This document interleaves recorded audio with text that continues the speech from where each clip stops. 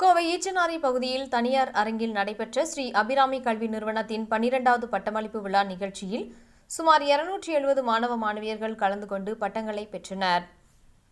கோவை ஸ்ரீ அபிராமி கல்வி நிறுவனத்தின் 12வது பட்டமளிப்பு விழா ஈச்சனாரி பகுதியில் உள்ள தனியார் மண்டப அரங்கில் நடைபெற்றது. ஸ்ரீ அபிராமி மருத்துவமனை மற்றும் கல்வி நிறுவனத்தின் தலைவர் டாக்டர் பெரியசாமி தலைமையில் நடைபெற்ற விழாவில் இயக்குநர் டாக்டர் குந்தவி தேவி குத்துவிளக்கு ஏற்றி விழாவை துவக்கி வைத்தார். நிகழ்ச்சியில் சிறப்பு விருந்தினராக தமிழ்நாடு டாக்டர் எம்ஜிஆர் மருத்துவ பல்கலைக்கழகத்தின் துணைவேந்தர் டாக்டர் மு. நாராயணசாமி கலந்து கொண்டு தேர்ச்சி பெற்ற சுமார் 270 மாணவ மாணவியர்களுக்கு இளங்கலை பட்டங்களை வழங்கினார்.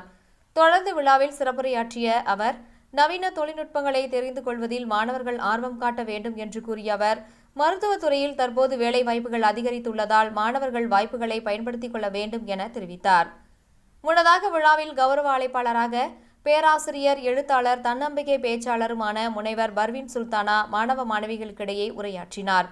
அப்போது பேசிய அவர், மாணவர்கள் கல்வி கற்கும் சமூகத்திற்கு பயனுள்ளதாக அடுத்த தலைமுறைக்கு விதையாக இருக்க வேண்டும் என கேட்டுக்கொண்ட அவர், மருத்துவத்தில் மிக முக்கிய சேவை பணிகள் தொடர்பான துறைகளை தேர்வு செய்து பட்டம் பெற்ற மாணவர்களுக்கு தமது வாழ்த்துக்களை தெரிவிப்பதாக கூறினார்.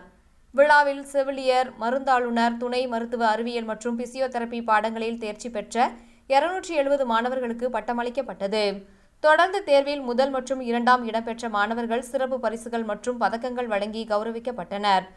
விழாவில் ஸ்ரீ அபிராமி மருத்துவமனை மற்றும் கல்வி குழுமங்களின் இயக்குநர்கள் டாக்டர் பாலமுருகன், செந்தில்குமார் மற்றும் மருத்துவர்கள் உமாதேவி, சுசரிதா, டாக்டர் அரவிந்த் பாபு, ஜெயபாரதி, ரேணுகா, ஜீவானந்தம், நரேஷ்பாபு, குகன், பேராசிரியர் மணிமேகலை உள்பட துறை தலைவர்கள், பேராசிரியர்கள், மாணவ மாணவியர்கள், பெற்றோர்கள், அலுவலக பணியாளர்கள் உள்பட பலர் கலந்து கொண்டனர் என்பது குறிப்பிடத்தக்கது.